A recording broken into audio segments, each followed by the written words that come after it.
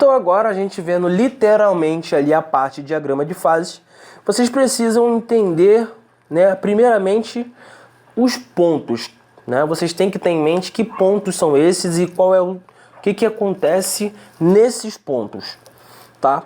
Então a primeira coisa que eu vou falar para vocês é o ponto triplo. O que é o ponto triplo?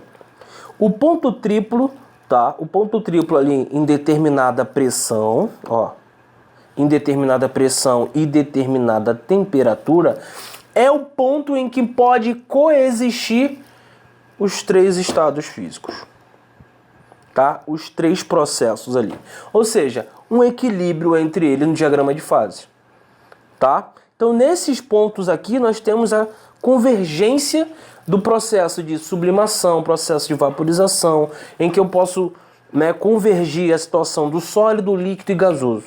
Nessa mesma situação, né, dessa pressão, dessa determinada temperatura, eu posso ter os três coexistindo. E o segundo, tá? O segundo ponto, que é o ponto crítico, tá aqui em cima, aqui, ó. O que seria esse ponto crítico? Ponto crítico nada mais é a temperatura mais alta, tá? Que o líquido, né, o gás de uma substância podem coexistir. Beleza? Então, avanço. Então, chegou aqui nesse ponto, eu posso dizer que se é o ponto crítico, é o ponto em que pode máximo líquido e vapor. Sim. A partir disso é só gás. Tudo bem? Beleza? Agora, olhando o segundo gráfico, né? Vamos olhar aqui embaixo. Lá em cima nós temos sólido, líquido, vapor. Então aqui nós já temos ideia do sólido, do líquido e do vapor. Nós temos as suas devidas temperaturas. Então, por exemplo, ó, vamos reparar uma coisa. Então agora, ó, vamos pensar na seguinte situação. Nós temos aqui o estado sólido, né? O estado líquido, o estado gasoso, que é a parte de vapor. Então, olha o que vai acontecer. Primeiro, vamos trabalhar a parte de fusão. Então, ó, quando o ponto de fusão diminui, né, há o aumento da pressão. Como assim, Vantos? Primeiro vamos achar a curva de fusão. Então tá aqui, olha a curva de fusão aqui, ó. A curva de fusão é passando do estado sólido para o estado líquido. Então tá aqui, ó, é esse processo. Então olha o que está acontecendo. Para uma determinada pressão aqui, ó, essa pressãozinha menor, ó, eu tenho uma temperatura de fusão, ó. Tá aqui, olha a temperatura de fusão. Quando eu aumento a minha pressão, ó, aumentei minha pressão. Olha o que está acontecendo com a minha temperatura de fusão. Está diminuindo. Então, ó, com o aumento de pressão, então vou botar aqui, ó, aumento de pressão gera uma diminuição do ponto de fusão. Beleza? Então, com o aumento da pressão aqui nesse gráfico, né, do diagrama de fases, nós estamos vendo aqui, vai gerar uma diminuição do ponto de fusão. Agora, quando nós estamos falando em relação à ebulição, olha o que acontece. Ó, eu tenho uma temperatura de ebulição, tá aqui, ó. Então, ebulição, líquido, vapor, ó, líquido, vapor. Aí aumentei minha pressão. Quando eu aumento minha pressão, ó, o que acontece com a minha temperatura de ebulição? Aumenta. Então, com o aumento da minha pressão, eu vou gerar aqui, no caso do ponto de ebulição, um aumento também do ponto de ebulição. Belezinha? Sussa? Suave? Heitor? Eric? Todo mundo aí, ok? Ritiane? Beleza? Então agora vamos explicar aqui uma coisinha que vocês já viram, mas nunca se atentaram a isso. O regelo da água. Como assim regelo da água, Wanderson? Calma, você vai entender. Por exemplo, nós temos o volume de água e nós já sabemos que esse volume de água ele aumenta quando se solidifica. Não é isso? Então nós temos lá, o volume de água ele aumenta quando se solidifica. Exemplo, geladeira, garrafa, da titia, da mamãe, esqueceu, pum, estourou. Então, quando há esse processo de solidificação, o volume da água aumenta. Foi? Então isso vai ser devido ao quê? A geometria dos cristais, que foi gerado por quem? Ponte de hidrogênio? Isso aí. Beleza? Então vamos lá. Desse modo, o aumento de pressão sobre o gelo, no caso, água, né, gelada ali, vai quebrar esses cristais e vai tornar ela líquida. Pronto. O efeito contrário, ou seja, a redução desse volume, não, a redução da pressão, desculpa, pode reverter o processo, que nós já vimos lá. Quando você está no estado gasoso, para passar para o líquido, para passar para o sólido, você aumenta a pressão, você consegue fazer isso. Agora, quando você tem um processo inverso, em que você quer passar do sólido para o líquido para o gasoso, você faz o que com a pressão? Você reduz essa pressão. Foi? Então, por exemplo, patinador. Patinador. Claro, estou falando patinador do gelo, desculpa. Patinador do gelo. O que acontece com o patinador do gelo? Você pode ver que aquela lâmina, ele tem uma lâmina no patins dele, e essa lâmina sobre o gelo faz o quê? Faz uma pressão. Só lembrando para vocês, o que é pressão, gente? Pressão é força sobre área.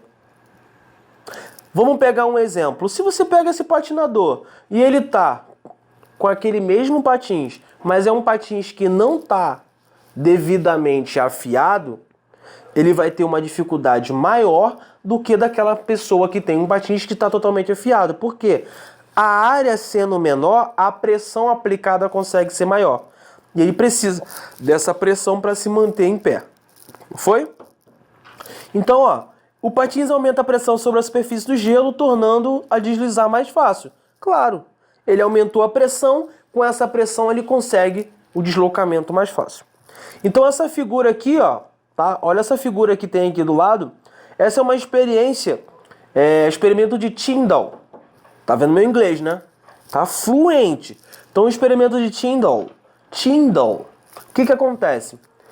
Eu pego um bloco de gelo, coloco esse gelo apoiado em uma superfície e logo em seguida eu pego dois pesos, coloco uma certa corda, pego essa corda e coloco ali, em cima desse gelo e deixo.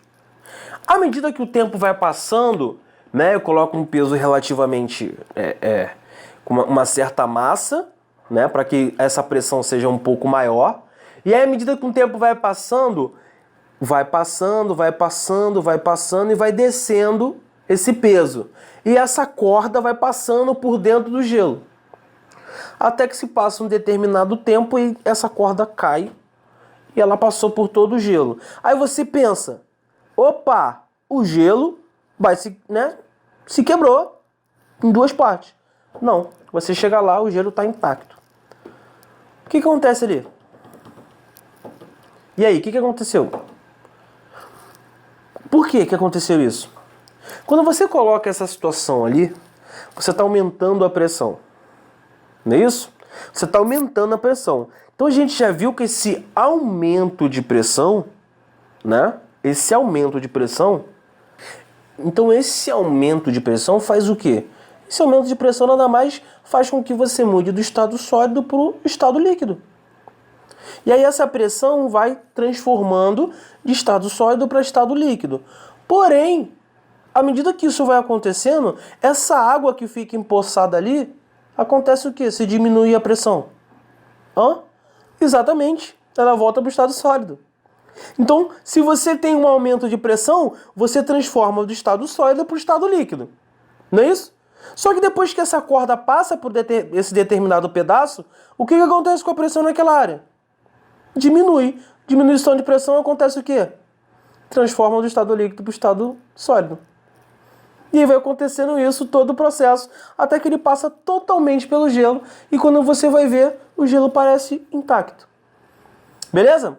Então o experimento de Tyndall é importante porque tem a ver entre a relação de pressão, tá? E essa mudança com relação aí de estado físico. Tudo bem? Então preste atenção, isso é questão também de vestibular, hein? Vamos lá. Então, para que a gente possa finalizar com chave de ouro toda essa parte importantíssima, né, desse diagrama de fase, esse processo de mudança de estado físico aí, que tem bastante informação, vamos fazer alguns exercícios para a gente colocar em prática tudo que a gente viu até agora. Então é o seguinte, ó, esse exercício aí, ó, a panela de pressão permite que o cozimento dos alimentos aconteça mais rápido em panela do que as panelas comuns. Como eu havia falado no início, né, por que a gente usa a panela de pressão? Qual é a utilidade da panela de pressão? Né? Então, qual é essa utilidade? O que tem a ver com relação à temperatura? O que tem a ver a relação à pressão que vai fazer com que essa velocidade, né, de reação, por exemplo, de evaporação, que a gente já viu, o que isso pode ocasionar, o que isso pode trazer de benefícios para mim? Então vamos lá. Se depois de iniciada a saída do vapor pela válvula, tá? Ou seja, quando você coloca lá, né, vocês já viram que depois de um certo tempo essa válvula ela sai e aí começa a sair vapor daquela válvula ali. A gente vai abaixar o fogo para economizar gás, óbvio, porque ali já está numa pressão, né, que a gente precisa e está ótimo. Então esse tempo de cozimento, o que vai acontecer? Esse tempo gasto de cozimento. Esse tempo que quando a gente colocou essa panela de pressão, esse tempo ele aumenta, né? Porque a temperatura diminui dentro da panela. Então, temperatura diminui dentro da panela. Então vamos lá. Próximo. Letra B. Esse tempo. Quando a gente fala de tempo, é tempo gasto no cozimento, tá, gente? Isso depois de a válvula começar... o vapor começar a sair pela válvula. Então esse tempo gasto de cozimento, ele diminui porque a temperatura aumenta dentro da panela. Vamos deixar ela mais para frente, a gente já trabalha ela. Letra C, aumenta, pois diminui a formação de vapor dentro da panela. Então vamos lá, gente. Letra D, não varia, pois a temperatura dentro da panela permanece constante? Sim. Então, gente, quando a gente está falando da situação da panela de pressão, a gente tem que levar várias coisas em questão. Primeiro, a gente tem que analisar o que ele está querendo em relação ao quê? Em relação à variação de quê? Porque, a princípio, você vai imaginar que o tempo gasto de cozimento ele vai ser menor. Então, a gente pega ali a panela de pressão em uma panela normal, a gente vai ver que o tempo, às vezes, de cozimento de certo material, né, de certa substância, ele vai ser em tempo. O tempo vai ser menor. Só que não é isso que ele quer aqui. Tá? O que ele quer é o seguinte. A panela de pressão permite que o cozimento dos alimentos ocorra mais rapidamente do que em panelas comuns. Ele já te deu essa informação. Tá? Então, a interpretação aqui, não vai ser em relação a isso. Porque ele já me deu essa informação. O que ele está falando? Ele quer o seguinte, ó, depois de iniciada a saída de vapor pela válvula, você tem uma pressão ali. Está saindo vapor pela válvula. A gente abaixa o fogo só para economizar o gás. O tempo gasto no cozimento, o que vai acontecer? Se você está com a temperatura mais alta ou a temperatura, né, mais baixa, gente, você está trabalhando com a pressão interna daquela panela de pressão. Então, o tempo para o cozimento, quando você aumenta a temperatura ou quando você mantém, quando você começa a saída de vapor pela válvula, tá? Ele não vai variar esse tempo. Por quê? Porque a temperatura dentro da panela ela vai permanecer constante. Você está até diminuindo essa pressão. Quando você começa aquela saída de vapor, né, pela válvula, você está diminuindo a pressão interna. Beleza. Só que não vai variar, tá? Não vai variar. A temperatura ali dentro vai permanecer constante. Beleza? Você poderia até ter problema em dizer, Wanda, eu acho que vai diminuir esse tempo, porque a temperatura aumenta dentro da panela. A temperatura já não vai aumentar. Tá? E com relação ao tempo de cozimento aumentar, né? Por quê? Pois diminuir a formação de vapor dentro da panela, essa informação é um pouco complicada de você trabalhar. Tá? Primeiro porque não vai variar o tempo, né? Esse tempo gasto não vai variar. Primeira coisa, então já descartaria as outras.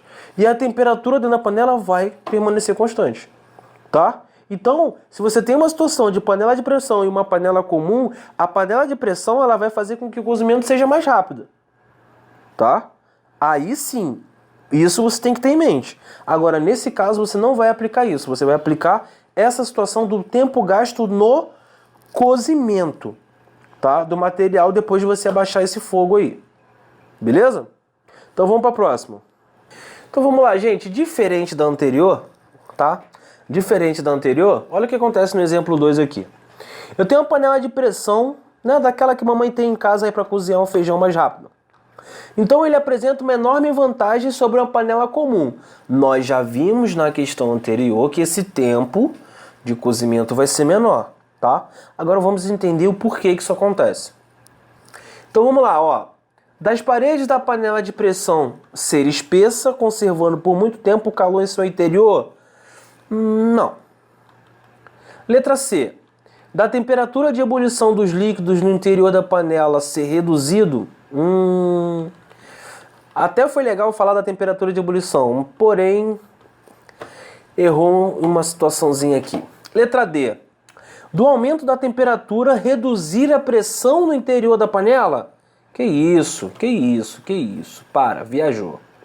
Letra E. Da pressão comprimir os alimentos, facilitando o cozimento? Não. Tá? Não. Agora, do ponto de ebulição da água que envolve o feijão na panela de pressão ser superior a 100 graus Celsius? Sim.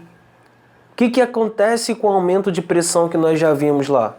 O aumento de pressão aumenta o meu ponto de ebulição. Tá? Beleza? Então, ó, olha o que vai acontecer aqui. O ponto de ebulição da água que envolve o feijão na panela de pressão ser superior a 100 graus Celsius. Sim. Tá? O que vai acontecer? Então, qual é a explicação disso? Tá? Então, qual é a explicação disso? Olha aqui. A panela de pressão faz os alimentos cozinharem mais rápido, né? Por quê? Nela confina o vapor de água aquecido que escaparia. Tudo bem, com relação a isso a gente já sabe. A gente faz com que a pressão da panela, junto com a do gás da panela, né, seja maior do que o da atmosfera. Lembra que a pressão, aumento de pressão, aumenta o ponto de ebulição? Então a maior pressão, né, de temperatura de ebulição da água vai aumentar ali e fica maior do que 100 graus Celsius, que é o comum que a gente já sabe. Ou seja, dessa maneira, menos vapor é gerado. Tá? Ou seja, menos vapor é gerado pela água do alimento. E menos energia vai ser o quê? Gasta para fazer esse processo de ebulição. Essa é a grande situação. Quando você tem aquilo ali, por que você reduz o tempo? Você diminui a energia gasta nesse processo de ebulição, né? E você faz o quê? Você faz que a quantidade de vapor, de nutrientes até, do próprio alimento, né, seja desperdiçado e saia muito. Então você aumenta esse ponto de ebulição, né? Ou seja, faz com que a energia térmica seja aproveitada pelo alimento e ele cozinhe mais rápido. Portanto, vai ser a letra A. Tá? O ponto de ebulição da água que vai envolver esse feijão aí, né, quando a gente está falando em relação do feijão, você vai ter um aumento de pressão. Essa pressão interna, né, da panela com a pressão do gás lá dentro, no caso de água, vai fazer com que aumente essa pressão. E essa pressão seja maior do que um ATM, que é a pressão normal que a gente está acostumado. Se aumenta isso, aumenta o ponto de ebulição. Então, para eu ferver, começar a ferver essa água, vai ter que ser o quê? Vai ter que ter uma temperatura superior até 100 graus Celsius. Ou seja, eu vou ficar só cozinhando aquele material ali e não vou pegar toda a água e evaporar. Beleza? Agora o exemplo 3. Exemplo 3 vai lembrar, tá? Lembra do experimento de Tyndall, que nós vimos? Lembra o bloco de gelo, pressão? Então vamos lá. Quando o patinador desliza sobre o gelo, o seu movimento é facilitado. Tá? Por quê? O gelo transforma-se em água líquida, o que faz com que diminua o atrito entre o patins e o gelo. Aumento de pressão. O que acontece? Sólido para o líquido. Se o gelo encontra-se uma temperatura inferior a 0 graus, Por que a água líquida é formada pela passagem do patinador? Então vamos lá. A temperatura do gelo aumenta devido ao movimento relativo entre patins e o gelo. Vamos ler as outras. O aumento da pressão sobre o gelo imposta pela lâmina diminui o ponto de fusão do gelo. Letra C. O aumento da pressão sobre o gelo imposta pela lâmina aumenta o ponto de fusão do gelo. A temperatura do gelo não varia devido ao movimento relativo entre o patins e o gelo. Não, a temperatura vai variar sim. Tá? Ou seja, gente, o aumento de pressão é imprescindível. Tá? A lâmina do gelo, você vai ter uma área pequena. Se uma área pequena, você tem uma pressão grande. Ou seja, o aumento dessa pressão sobre esse gelo, tá, feita pela lâmina do patins, vai diminuir o ponto de fusão do gelo. O que é o ponto de fusão? Ponto de fusão é onde ocorre o quê? A mudança de estado físico entre sólido e líquido. Tá? Ou seja, se você aumenta o ponto de fusão, você mantém aquela estrutura ainda sólida. Então você precisa que diminua essa temperatura para eu transformar em líquido, água, para diminuir o atrito. Beleza? Então o aumento de pressão sobre o gelo imposta pela lâmina diminui o ponto de fusão. Tá bom? Beleza? Foi? Então aqui, gente, pra gente finalizar, nós fizemos aqueles exercícios, deixei essa parte aqui pro final, só para vocês entenderem uma situação. Estado gasoso e a temperatura crítica, que nós já vimos temperatura crítica, que a partir de uma certa temperatura em que você não tem mais a situação de vapor, né? Você vai ter só uma situação de gás. Então olha só, o estado gasoso ele vai se dividir em dois tipos, vapor e gás. Tá?